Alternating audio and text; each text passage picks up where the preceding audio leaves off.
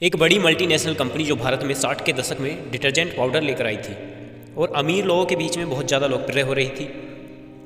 उसी वक्त एक 22-23 साल का साधारण दिखने वाला लड़का अपना ही एक डिटर्जेंट पाउडर बना देता है। सस्ता और अच्छा होने के कारण आम लोगों का बहुत अच्छा रिस्पॉन्स इसे मिलता है और देखते ही देखते उस मल्टीनेशनल कंपनी को भी वह पीछे छोड़ देता है। जी हाँ, हम बात कर रहे हैं निरमा कंपनी के फाउंडर श्री कृष्ण भाई पटेल के बारे में।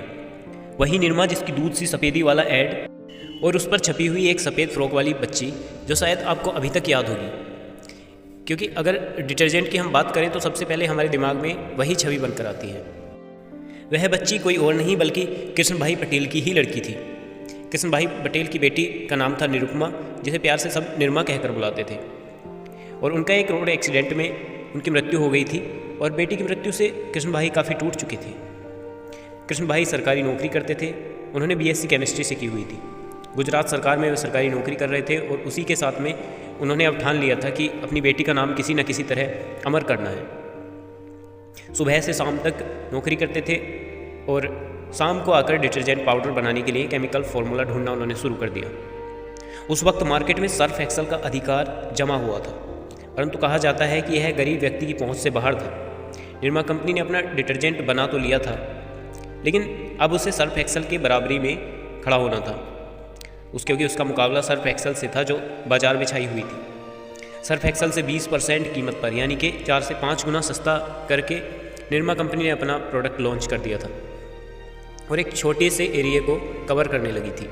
जॉब के साथ साथ कृष्ण भाई को काफ़ी मुश्किलें हो रही थी जो उन्हें आगे नहीं बढ़ने दे रही थी, और जॉब छोड़ना भी आसान नहीं था, क्योंकि जॉब के पैसे से ही कृष्ण भाई इस काम को शुरू कर पाए थे और उसे आगे बढ़ाने के लिए भी उन्हें उस पैसे की ज़रूरत थी। अब इसका उन्होंने विकल्प निकाला और जॉब से आते जाते पैकेट ले जाकर मुख्य मार्गों पर दुकानों घरों में मनी बैग की गारंटी के साथ में बेचने लगे। धीरे धीरे कृष्ण भाई का बिजनेस आगे बढ़ने लगा था और अब उन्हें नौकरी छोड़नी पड़ी।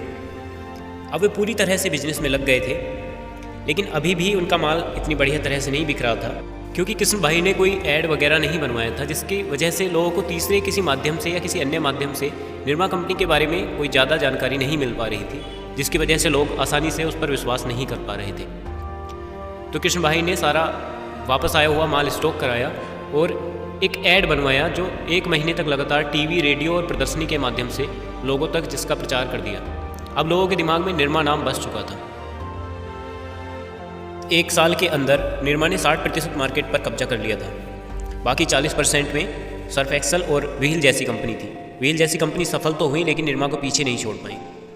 निरमा ने अब अपने कई और प्रोडक्ट जैसे साबुन, नए प्रोडक्ट ऐसे इस तरह के बनाने शुरू कर दिए जो काफ़ी पॉपुलर भी हुए, लेकिन 20-30 साल मार्केट पर राज करने वाली कंपनी आज ना के बराबर सेल कर रही है। इसके पीछे 3 मुख्य वजह हैं जिन्हें हम विस्तार से जानेंगे। नंबर 1, जैसे हमारे पिताजी के बाद हम, यानी 30-40 साल में एक पीढ़ी से दूसरी पीढ़ी बदल जाती है, उसकी सोच भी बदल जाती है। इसी तरह निरमा को नई जनरेशन के हिसाब से ढलना था, लेकिन निरमा वही पुराने ढर्रे पर अपनी चलती रही और वही पुरानी चीज़ें नई पीढ़ी ने एक्सेप्ट नहीं की।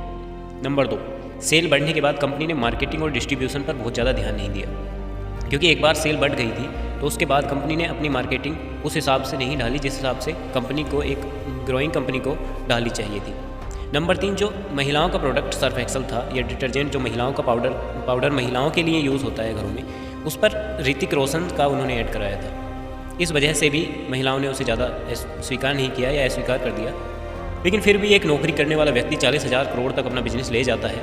ये सफलता सिर्फ एक सोच बदलने के कारण मिली थी। आप भी इससे कुछ सबक लें और उड़ान भरें, क्योंकि आसमान खाली पड़ा है, और अपनी सोच बदलें और एक नौकरी से बिजनेसमैन बने। सफल बिजनेसमैन बन सकते हैं तो आप कोशिश करें, उसमें लग सकते हैं तो आप कोशिश करें, अन्यथा अपनी नौकरी कंटिन्यू करते रहें।